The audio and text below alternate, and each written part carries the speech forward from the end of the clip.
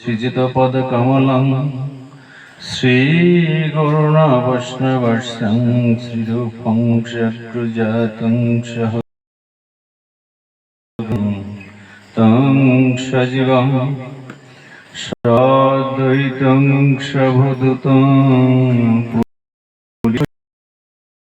कृष्ण चैतन्य देवं श्री कृष्णपादन सहगण ललिता श्री विश्वकर्णितं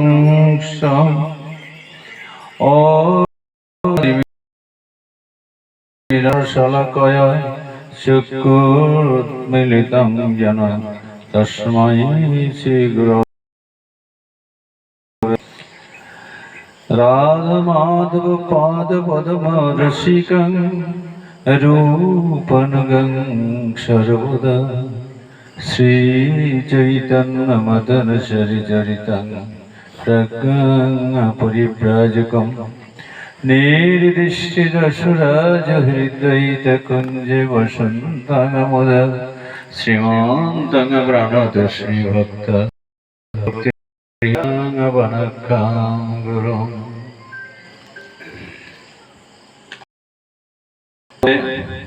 আমি আমার পরম আরাধ্য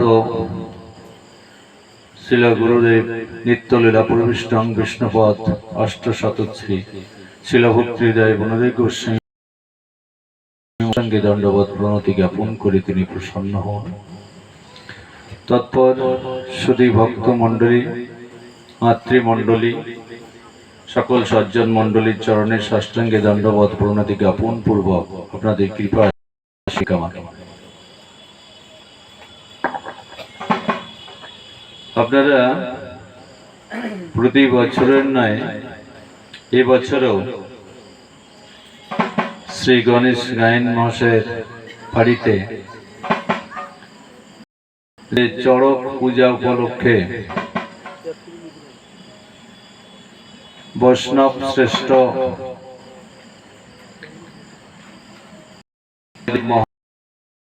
মহার্চনা চৈত্রের উপলক্ষে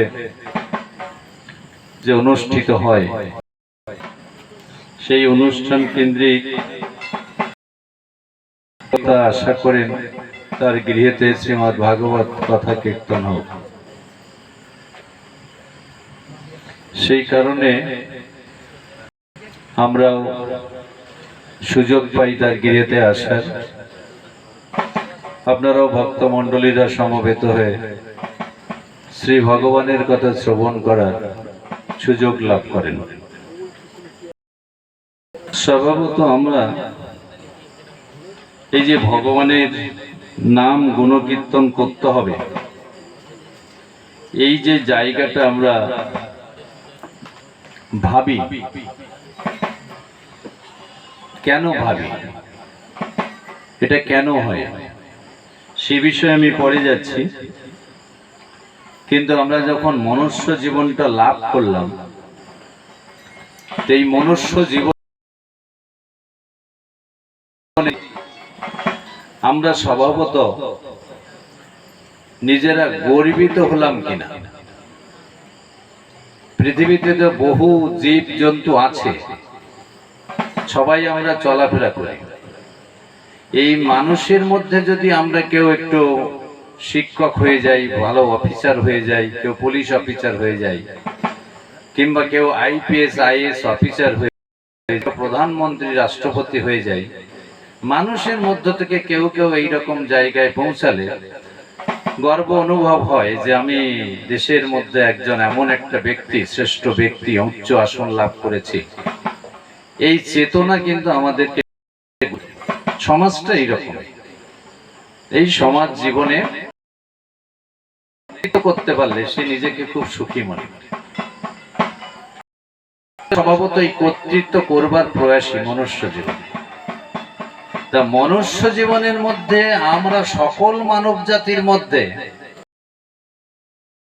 উচ্চতা লাভ করি, তা আমার যেমন গর্ব হয়, তাহলে প্রথম গর্বটা তো হওয়া উচিত যে সমস্ত প্রাণীকুলের মধ্যে আমরা মানুষ এবং আমরা অন্য যে কোনো জীবকুলের থেকে আমরা অনেক বুদ্ধিমান, অনেক উন্নত। তাই সমস্ত জীবকুলের মধ্যে যে আমরা শ্রেষ্ঠ, সেই শ্রেষ্ঠত্বের দাবিতে কিন্তু আমরা একটু আবার একটা গর্ববোধ করতে পারি। এটাই সংসারের নিয়ম, এই গর্ববোধ করা। সেই হিসেবে প্রথম গর্ববোধ হবে যে সমস্ত প্রাণীকুল জীবকুলের থেকে আমরা অনেক উন্নত। তা এই সৃষ্টির রহস্যে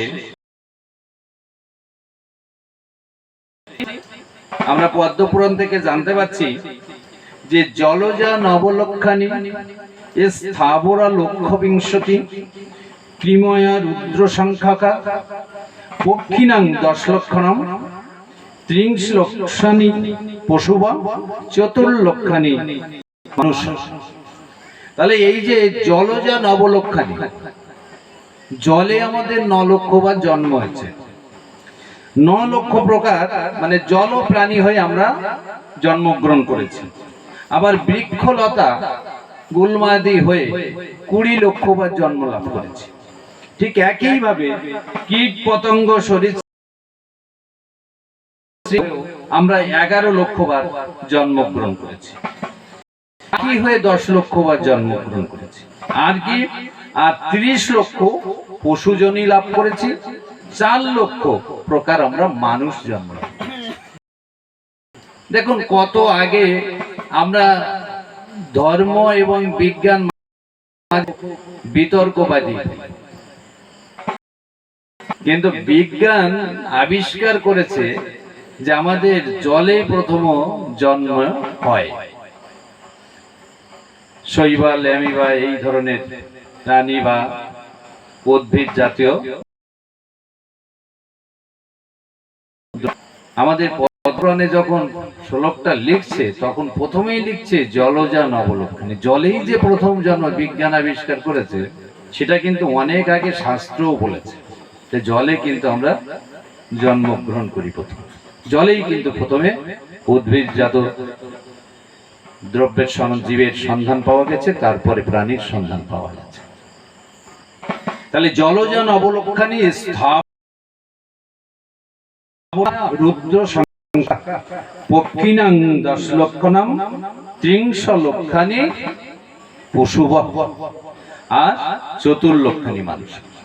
তাহলে 30 লক্ষ আমরা পশু জন্ম লাভ করেছি আর 10 লক্ষ পাখি জন্ম। এই যে পাখি, এই জন্ম কিন্তু 10 লক্ষ বার।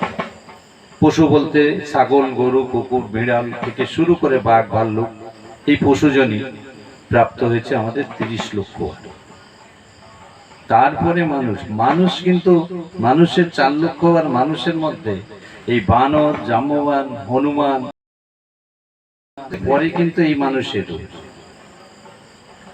তাহলে এই উন্নতি, জীবের উন্নতি বা আমরা যে এই জগতের যে উন্নতি আমরা জন্মগ্রহণ করেছি, স্বভাবত একটা কোনো একটা ব্যক্তি সংসার জীবনে প্রবেশ করে সে তো পিতা হতে চায়, মাতা।